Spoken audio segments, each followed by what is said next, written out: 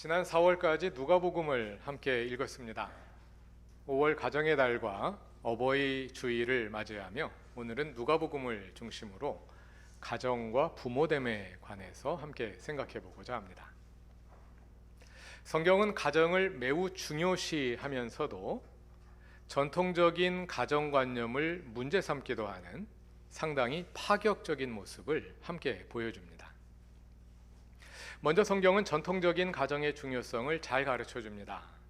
성경의 많은 구절에서 하나님과 우리의 관계는 부모와 자녀의 관계로 비유됩니다. 때로는 아버지와 아들의 관계로 그려지기도 하고 때로는 아버지와 딸의 관계로 그려지기도 합니다. 누가복음 13장 34절 이하에서는 암탉과 병아리의 관계로 비유됩니다. 이 말씀에서 하나님은 아버지가 아니라 어머니로 그려지는데요. 암탉이 병아리를 품듯이 하나님이 그 백성 이스라엘을 사랑하시고 극진히 보살피시지만 이스라엘은 하나님의 사랑을 거부하고 제 갈 길로 가버린 그러한 역사를 빗대어 보여주고 있습니다. 그러한 비유들에 담겨 있는 가정의 모습은 전통적인 가정의 그것이라 할 수 있습니다. 부모가 자녀를 사랑으로 보살피고 자녀들은 부모와 친밀한 관계 속에서 살아가는 모범적인 가정입니다. 누가복음 15장에 나오는 잃어버린 아들의 비유, 소위 탕자의 비유도 그러한 전통적인 가정의 모습을 배경으로 하여 하나님의 사랑을 극적으로 보여줍니다. 이 비유에서 하나님은 인자한 아버지시고 우리는 하나님의 자녀들입니다.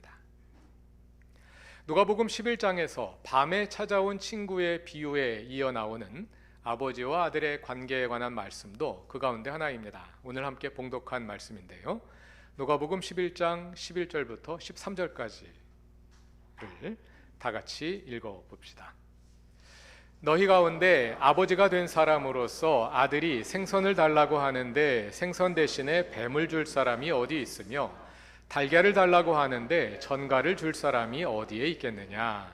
너희가 악할지라도 너희 자녀에게 좋은 것들을 줄 알거든. 하물며 하늘에 계신 아버지께서야 구하는 사람에게 성령을 주시지 않겠느냐? 여기서 예수님은 전통적인 가정에 대한 경험을 기반으로 하나님과 우리의 관계를 설명해 주십니다. 하나님은 좋은 아버지와 같으십니다. 이러한 비유들은 전통적인 가정의 모습에 기초해 있고 그 점에서 가정의 중요성을 잘 보여준다 할 수 있습니다. 그런데 이와 함께 성경에는 전통적인 가정관념에 대해 다시 생각하게 만드는 말씀들이나 장면들도 적지 않게 담겨 있습니다. 예를 들어 창세기에서 이스라엘 백성의 역사는 하나님께서 아브라함을 부르심으로 시작되는데요. 그 장면에서 하나님은 아브라함에게 아버지 집을 떠나라고 말씀하십니다. 창세기 11장 1절과 2절을 다 같이 읽어봅시다. 주님께서 아브라함에게 말씀하셨다. 너는 내가 살고 있는 땅과 내가 난 곳과 너의 아버지의 집을 떠나서 내가 보여주는 땅으로 가거라. 내가 너로 큰 민족이 되게 하고 너에게 복을 주어서 내가 크게 이름을 떨치게 하겠다. 너는 복의 근원이 될 것이다. 하나님께서는 아브라함을 통해 그의 백성 이스라엘을 만드실 것인데요. 그 일은 아브라함이 아버지의 집, 곧 그가 지금까지 머물렀던 전통적인 가정을 떠남으로 시작됩니다. 예수님도 전통적인 가정관에서 보자면 상당히 파격적이라 할 수 있는 말씀을 종종 하셨습니다. 다 같이 누가복음 9장 59절을 찾아봅시다. 누가복음의 여행 이야기가 시작되는 부분인데요. 59절과 60절을 다 같이 읽어보겠습니다. 또 예수께서 다른 사람에게 나를 따라오너라 하고 말씀하셨다. 그러나 그 사람이 말하였다. 주님, 내가 먼저 가서 아버지의 장례를 치르도록 허락하여 주십시오. 그러나 예수께서는 그에게 말씀하셨다. 죽은 사람들을 장사하는 일은 죽은 사람들에게 맡겨두고 너는 가서 하나님 나라를 전파하여라. 그에 이어 또 다른 사람이 예수를 따르고자 합니다. 예수님은 그에게도 비슷한 말씀을 하시는데요. 61절과 62절도 다 같이 읽어봅시다.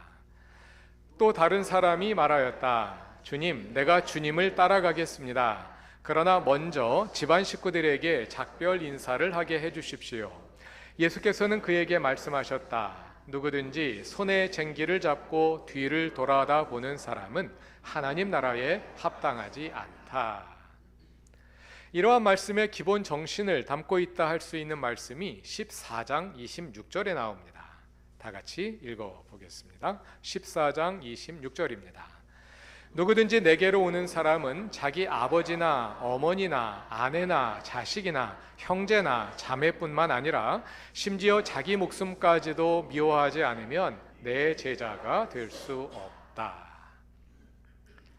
이처럼 예수님은 전통적인 가정관념을 뒤집는 것으로 보이는 말씀을 하시면서 바람직한 가정이란 무엇인지 다시 생각하게 하십니다. 누가복음 8장 19절을 찾아봅시다. 예수의 어머니와 형제들이 사역 중인 예수님을 찾아왔습니다. 그래서 사람들이 그 사실을 예수께 알렸습니다. 그러자 21절에서 예수께서 말씀하십니다. 8장 21절을 다 같이 읽어보겠습니다. 예수께서 그들에게 말씀하셨다. 하나님의 말씀을 듣고 행하는 이 사람들이 나의 어머니요 나의 형제들이다. 하나님의 말씀을 듣고 행하는 이 사람들이 나의 어머니요 나의 형제들이다.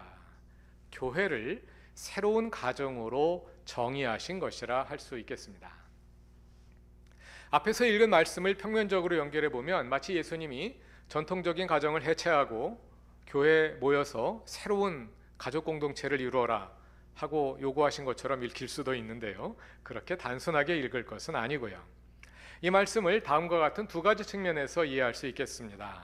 한편으로 예수님은 교회 공동체 구성원들 사이의 관계가 가족들의 관계처럼 친밀해야 함을 보여주십니다.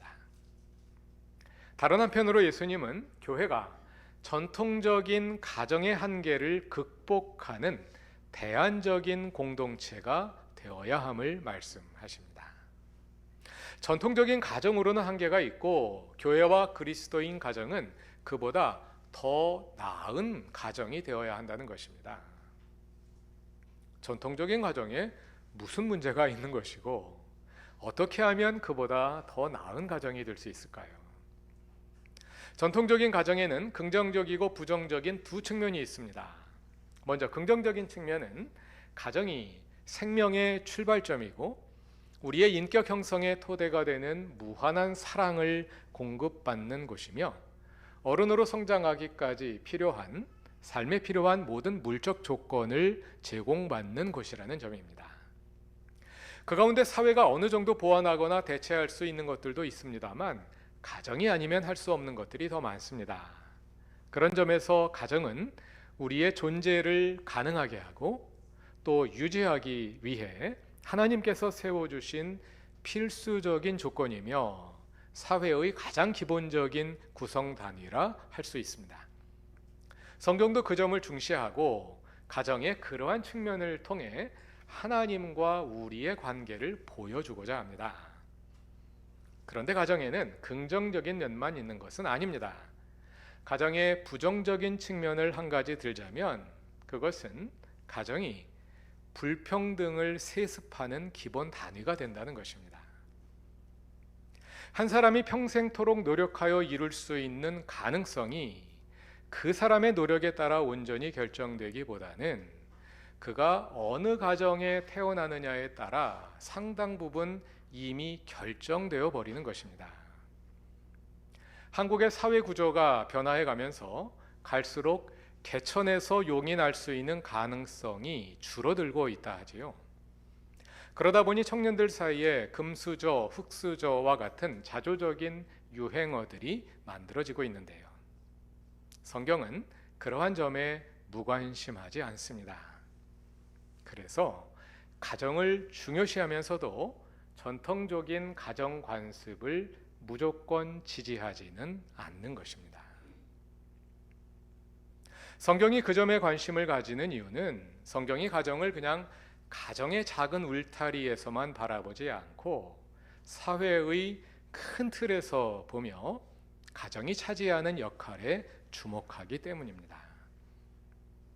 그 점에서 누가복음은 현실을 더 세밀하게 들여다 볼 수 있게 해주는 책이라 할 수 있습니다. 누가복음은 예수님이 선포하신 하나님 나라를 로마 제국이 지배하고 있던 그 당시의 세계와 대조하여 보여줍니다. 그러한 대조가 분명히 드러나는 본문 가운데 하나가 오늘 함께 봉독한 누가복음 22장 24절 이하입니다. 최후의 만찬이었던 유월절 만찬 자리에서 예수님이 제자들에게 주신 말씀인데요.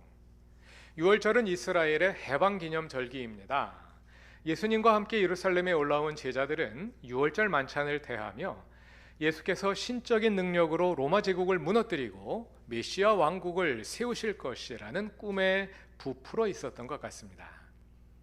그러한 거사에 대한 기대에 가득 차 있던 그들은 유월절 만찬 자리에서 이제 예수님이 왕이 되시면 누가 더 높은 자리를 차지할 것인지를 두고 말다툼을 하고 있었습니다. 그러한 제자들에게 예수님이 말씀하십니다. 22장 25절을 다 같이 읽어봅시다. 예수께서 그들에게 말씀하셨다. 문 민족들의 왕들은 백성들 위에 군림한다. 그리고 백성들에게 권세를 부리는 자들은 은인으로 행세한다. 이 말씀의 배경에는 로마의 후견 제도가 있습니다. 후견 제도에 관해서는 누가복음 설교하면서 몇 번 말씀드린 바 있습니다만 처음 듣는 분들도 있기 때문에 다시 간단히 설명을 드리겠습니다. 로마 사회에서 사람들의 관계는 크게 수직적인 관계와 수평적인 관계로 나누어지는데요. 비슷한 지위와 부를 가지고 있어서 물질적이고 사회적인 재화를 서로 균등하게 교환할 수 있는 사람들 사이에서는 수평적인 관계가 맺어집니다. 이렇게 대등한 관계에 있는 사람들을 가리켜 친구라 불렀습니다. 반면에 지위와 부의 수준이 다른 사람들은 시혜자와 수혜자로 맺어지는데요. 지위가 높고 많은 부를 소유한 시혜자들은 자기보다 지위가 낮은 수혜자들에게 물질적인 지원과 사회적인 안전장치의 역할을 해주고, 수혜자들은 그에 대한 보답으로 시혜자에게 복종하며 몸으로 봉사하고 기회가 되는 대로 시혜자의 명예를 높여주는 역할을 했습니다. 이러한 사회관계를 가리켜서 후견제도라 부릅니다. 조금 전에 읽은 누가복음 22장 25절에서 은인이라는 단어가 나왔죠. 은인으로 번역된 헬라어 유에르게 테스는 후견제도에서 시혜자를 가리키는 일종의 전문 용어입니다. 한자로도 은인과 시혜자는 같은 말이죠. 은혜에서 은자를 따서 은인이라는 말을 만들었고 해자를 따서 시혜자라는 말을 같은 말입니다. 지위가 높고 많은 재산을 가진 사람들이 지위가 낮고 가난한 사람들에게 물질적이고 사회적인 재화를 공급하면서 그것을 가리켜 은혜를 베푼다고 말했습니다. 그리고 지위가 낮은 가난한 수혜자들은 시혜자에게 복종하고 시혜자의 명예를 높이는 방식으로 그 은혜에 보답했습니다. 그런데 가만히 생각해 보면 이런 관계는 로마에만 있었던 특별한 것이 아니고 모든 사회에 존재하는 것입니다. 예를 들어 왕과 신하, 상급 관리와 하급 관리, 농장주와 소작농, 본청업자와 하청업자의 관계 등 우리가 보통 갑을 관계라고 부르는 것이 바로 그것입니다. 우리가 갑을 관계라고 부르는 것을 가리켜서 그들은 시혜자가 수혜자에게 은혜를 베풀고 수혜자는 시혜자에게 은혜를 갚는다고 말했던 것이지요. 25절에서 예수님이 그러한 사회 구조의 본질을 간파하여 말씀하시는 것입니다. 다시 한번 다 같이 읽어보겠습니다. 예수께서 그들에게 말씀하셨다. 문민족들의 왕들은 백성들 위에 군림한다. 그리고 백성들에게 권세를 부리는 자들은 은인으로 행세한다. 예수님은 이러한 후견 제도에서 은혜의 본질이 왜곡되고 있음을 보셨습니다. 그래서 26절에서 말씀하십니다. 다 같이 읽어봅시다. 그러나 너희는 그렇지 않다. 너희 가운데서 가장 큰 사람은 가장 어린 사람과 같이 되어야 하고 또 다스리는 사람은 섬기는 사람과 같이 되어야 한다. 로마 제국은 백성들 위에 군림하면서 그것을 은혜를 베푼다는 말로 포장했습니다. 그러나 예수님은 진정한 은혜는 지배가 아니라 섬김으로 실천되는 것이라고 말씀하십니다. 그래서 예수님 자신이 섬기는 자가 되셨습니다. 27절도 다 같이 읽어봅시다. 누가 더 높으냐? 밥상에 앉은 사람이냐? 시중 드는 사람이냐? 밥상에 앉은 사람이 아니냐? 그러나 나는 섬기는 사람으로 너희 가운데 있다. 예수님이 가르쳐 주신 하나님 나라는 로마 제국처럼 지배를 은혜로 포장하는 세계가 아니라 진정한 섬김으로 은혜가 베풀어지고 또 은혜에 대한 신실한 보답이 이루어지는 그러한 세계입니다. 가정은 바로 그러한 섬김의 은혜가 베풀어지는 곳입니다. 그리고 그러한 섬김의 은혜를 가장 가깝게 볼 수 있는 사례가 바로 어머니의 존재가 아닌가 합니다. 본문에서 섬기다로 번역된 디아코네오라는 헬라어는 문자적으로는 음식을 짓고 상을 차려 가족들을 먹이는 행위를 가리킵니다. 바로 그것은 전통적인 가정에서 어머니들이 담당해온 역할이지요. 가정은 지배를 은혜로 포장해온 사회 속에서도 어머니의 섬김을 통해 진정한 은혜가 무엇인지를 보여주고 또 경험할 수 있도록 해온 장소입니다. 누가복음에서 예수님이 하나님과 우리의 관계를 암탉과 병아리의 관계 또는 아버지와 아들의 관계에 비유하실 때도 전통적인 가정에 살아있는 그 섬김의 실천에 주목하셨을 것입니다. 그리고 그러한 섬김으로 인해 가정이 희망의 장소가 될 수 있습니다. 비록 섬김보다 지배가 만연한 것이 우리가 살아가는 현실이지만 우리는 가정에서 부모의 사랑을 통해 하나님의 사랑을 간접적으로 경험할 수 있고 또 그 경험에 더하여 하나님을 이해하며 하나님 나라를 꿈꿀 수 있기 때문입니다. 예수님은 그러한 섬김의 실천이 가정의 울타리를 넘어 사회의 곳곳에서 이루어지기를 기대하십니다.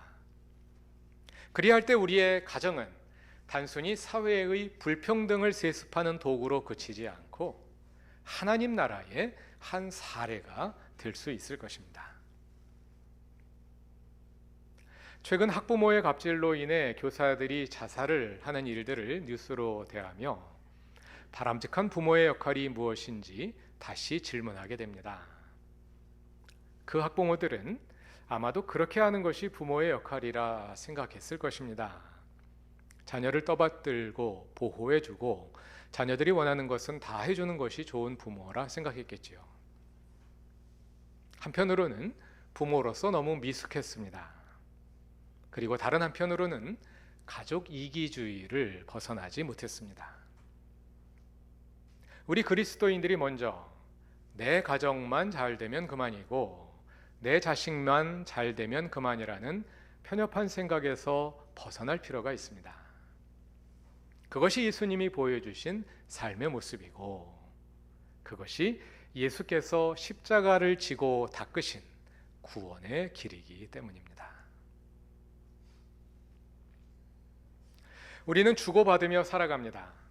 준 만큼 받고 받은 만큼 돌려주는 것이 우리의 상식입니다.